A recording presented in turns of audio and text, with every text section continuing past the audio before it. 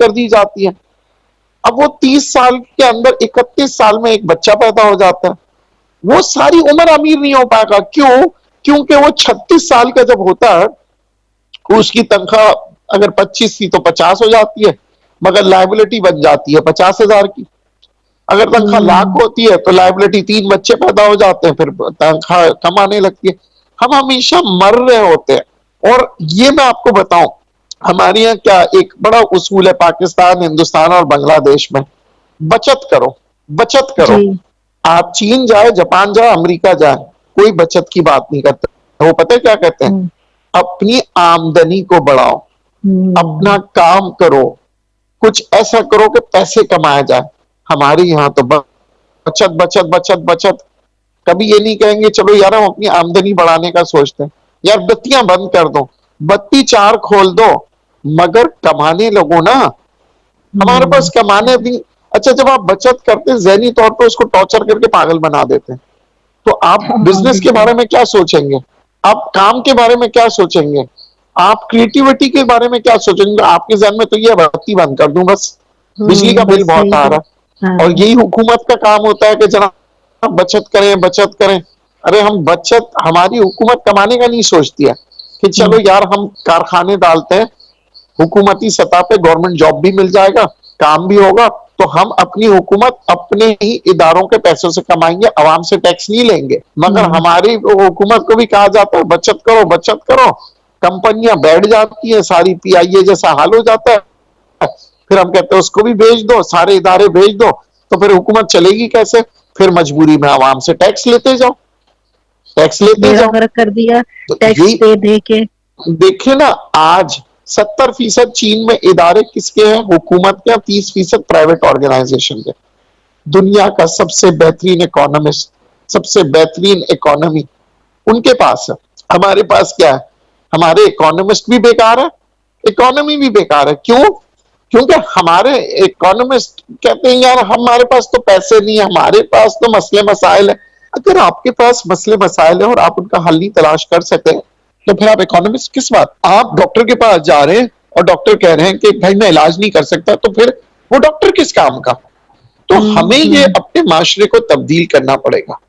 आज जो मैंने बात की है, ये नहीं है कि आप 26 साल तक बच्चे को ना पढ़ाएं, पढ़ाओ, मगर उसके साथ साथ बच्चे को, जैसे मेमन लोग करते हैं ना जी, कि तकरीबन 10-12 काम पे। साल की उम्र से उसको काम काम की के। बातें बताते हैं, हाँ काम के बारे बिल्कुल। में बताते हैं, दुनिया के बारे में बता रहे होते हैं। उसको एक्सप्लोर करने दो, काम करने दो। हमारे यहाँ नहीं, नहीं ये नहीं करना, नुकसान हो जाएगा। अरे ये देखा तुमने, उस दफा काम किया था, नुकसान हो गया। बस सारी उम्र वो लड़का कभी काम नहीं करेगा, क्योंकि अरे तुमने स्टॉक में काम किया था, बर्बाद हो गया।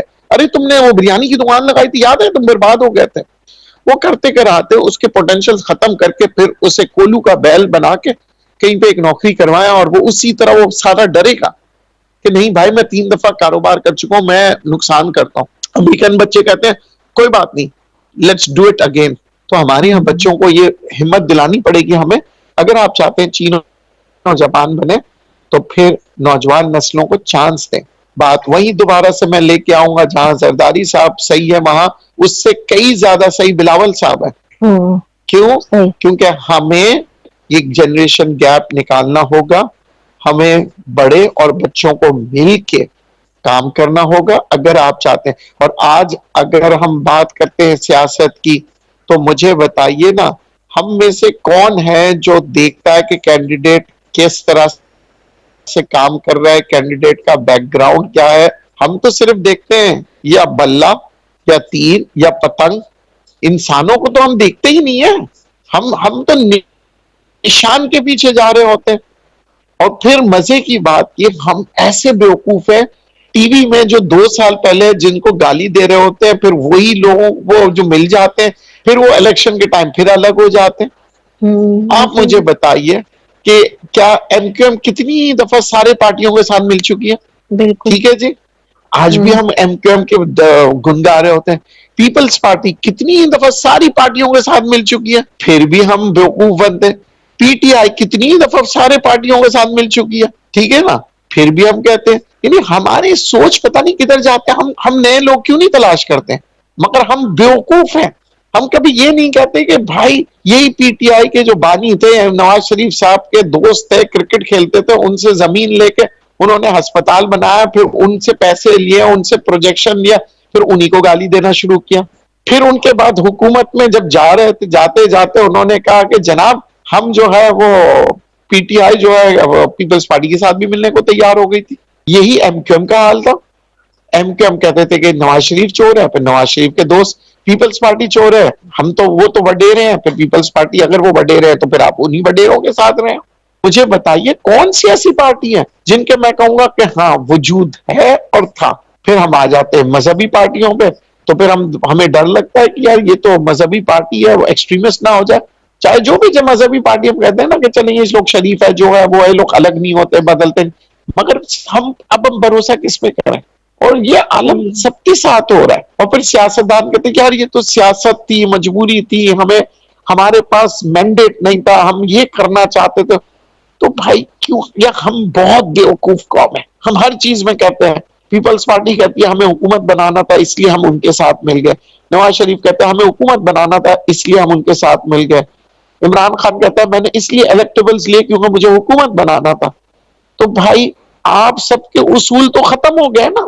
जो जो मंशूर रखा है इन्होंने, उस मंशूर के तहत तो काम ही नहीं होता। फिर हुकूमत में आने के बाद इमरान खान साहब कहते हैं वो मुझे नहीं पता था कि जनाब हमें आईएमएफ के पास जाना पड़ेगा, यानी कि ये तो आलम है, और करोड़ों नौकरी देने निकल चुके थे।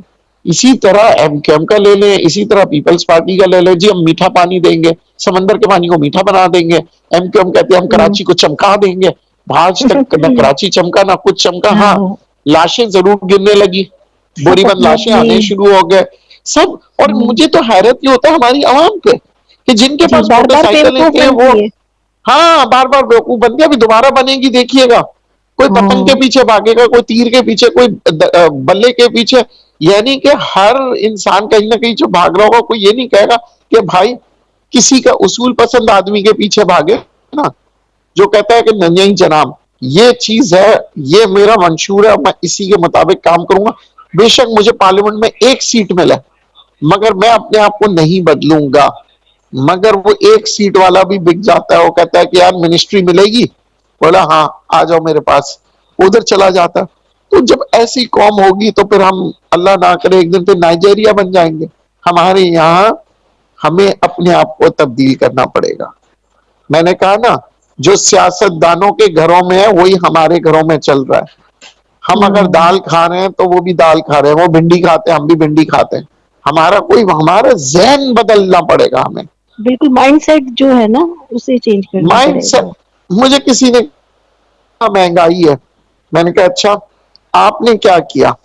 तो मैं क्या कर सकता हूं, मैं तो डॉक्टर हूं। मैंने कहा सर आपकी फीस पहले कितनी थी? यार किसी जमाने में हम जो है ना 500 300 लेते थे। मैंने कहा अब कितनी है? यार अब देखिए 3000 से 5000 है। मैंने कहा चले महंगाई कम करते हैं, आप 3000 से 1000 पे आ जाओ।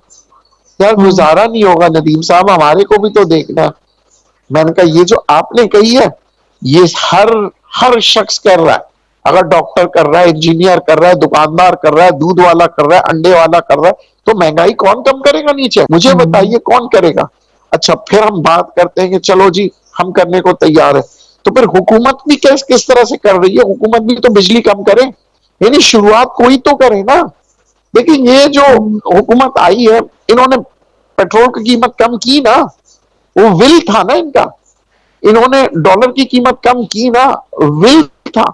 अब अगर ये सब चीजें कम होते जाएंगी और हम भी कम करें, मुझे एक बात बताएं, ईमानदारी से बताइएगा कि पेट्रोल कम हुआ, मुझे भी बताएं किसी ट्रांसपोर्टर ने, किसी शख्स ने अपनी कीमत कम की? मुझे एक कोई शख्स बता दे, कोई दूध वाले ने कहा कि जनाब वो पेट्रोल की कीमतों में कमी हो गई है, वो जो हमारा दूध आती थी ना दूध की गाड़ी में, अब डीजल सस्ता पड़ता है तो हमने 2 रुपए कम कर दी? नहीं। क्या बस वाले ने कहा कि जनाब अब जो है ना कम हो गई है अब हम कर दें?